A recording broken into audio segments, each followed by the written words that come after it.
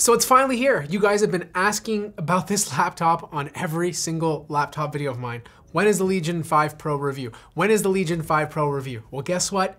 It's here. And I'm glad I finally got this thing, because when Lenovo announced this back at CES 2021, I was excited because this was a gaming laptop with a QHD display that was 16 by 10. Like, this is the way it should be, especially if you're someone who's using this for more than just gaming. You know, like, I edit video, you might edit video, you might just do some sort of design or photography work. Having that extra vertical space, having that color accurate screen, having that pixel density is a must. And the fact that you get to do it on a laptop that lets you game too with a high refresh rate, that's huge. And they were able to do this by keeping it in a package that's very familiar. Like, if you were to take the Legion 5 Pro, which I don't have here, I have the 7, which is pretty much the same size, the body is almost the same. You know, like, this is a 16-inch laptop, Legion is 15 inches, and they were able to keep the chassis sizes very similar. Of course, this is a bit deeper because it has that 16 by 10 display, but overall, very impressive. The second thing is the weight. It's 5.5 pounds, which is also the same as the Legion 5, the regular Legion 5 that a lot of you are used to. Now, you do have a bit of a different design on the lid. It looks like they went back in history a bit and used their older designs with that typical Y shape, but it's clean, you know? Nothing crazy going on, just a gray metal chassis with the Y in the middle. Now, you guys know how I love Lenovo's port setups. They keep most of it on the back, so if you have this thing on your table, it's gonna be nice and clean. RJ45, USB Type-C, 2 USB ports, HDMI, another USB port, and then you have your power connector. And then on the right-hand side, you have another USB Type-C port, your audio jack, and then on the left-hand side, another USB port. Like, this thing just has a ton of I/O. Hello again, it's Matt's grandmama, Olga. I have a new hat. Please like and subscribe to Matt.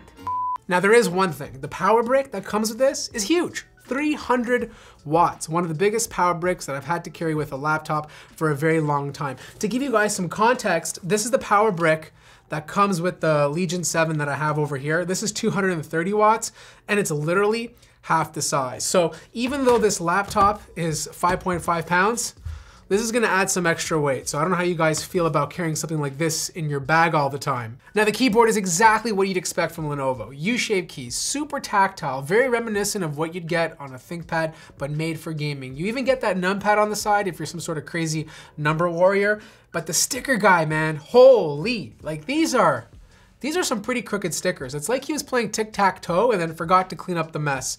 You can customize the lighting on these keys. There's 4 zones of RGB, but if you're looking for per key, you gotta buy the 7 because that's not offered on the 5. Touchpad, huge, but it's not as good as the touchpad on the ThinkPads. It's okay, it'll get you through the day, but if you're gaming, you're obviously using a mouse, and this probably doesn't matter to you. Now, can we just take a second and appreciate these bezels? Like, look how thin these things are. Come on. This looks great, especially when you compare it to the 7 from the previous year. Those bottom bezels, you know, they're pretty chunky. They're thin on the top and the sides, but you have thinness all around on the 5 Pro, and I think that looks awesome. But thinness and bezels aside, you're buying this for the display. Like, this 16-inch display is absolutely gorgeous. It's matte, so you don't get that crazy reflection. The text looks nice and crisp. The color accuracy is fantastic. The gamut is great, and the screen is super bright. It's like made for gaming and for content creation, especially considering that this thing is 165 Hertz, which I think is the sweet spot for 1080p and QHD gaming on a laptop. And this is the 720p webcam, and this is probably the exact same webcam they've been using for the past 450 years. But hey, at least it has one. Now, this unit is a Ryzen 7 5800H with 16 gigabytes of RAM and an RTX 3070 that can boost up to 130 watts. But here's the thing, this is technically not a QHD gaming laptop, it's more like QHD Plus. So it has to push more pixels than the standard QHD laptop, just because those displays are usually 16 by 9. And yeah, it's not always gonna get 165 frames per second to match the high refresh rate of this thing, but you can still game comfortably at that higher resolution. If you want those higher FPS counts, then you gotta drop it down to 1920 by 1200. Then you're gonna get closer and closer to 165 or even above if you're playing an older title. The other thing is content creation. Like if you're using the Adobe suite and you're using Adobe Premiere Pro, this thing is an absolute monster. Like you get to edit on this and then have an awesome gaming experience. And that's what a lot of people want in a gaming laptop too. They don't just want it to be a gaming laptop, they want to use it for everything else. Even if you're some sort of developer, whether you're developing an AI, which leans on the GPU a bit more, or you're just doing regular code, which requires the CPU, it's gonna crush it. Like this Ryzen CPU is absolutely awesome. But as usual, not every laptop is perfect. And the main issue that I ran into this is that it can get a bit hot. You know, like sometimes I saw the CPU go up to 100 degrees, but it does power throttle, so it gets a little bit cooler, around 89 to 90. But the deck of the keyboard just below the P and beside the L can get kind of hot. Thankfully, most people don't use those keys when they game, but if you do, just keep that in mind. And of course, this being a gaming laptop, it gets super duper loud. Like when this thing is on performance mode, which you can switch by tapping function Q, it gets around 55 to 57 decibels. Now internally, the standard stuff is upgradable. RAM up to 64 gigabytes, 2 slots for drives. This one is populated, gets really good read and write speeds. They have a second NVMe SSD slot if you want to expand in the future. Heat pipes and fans are nice and chunky to keep the CPU and GPU as cool as possible.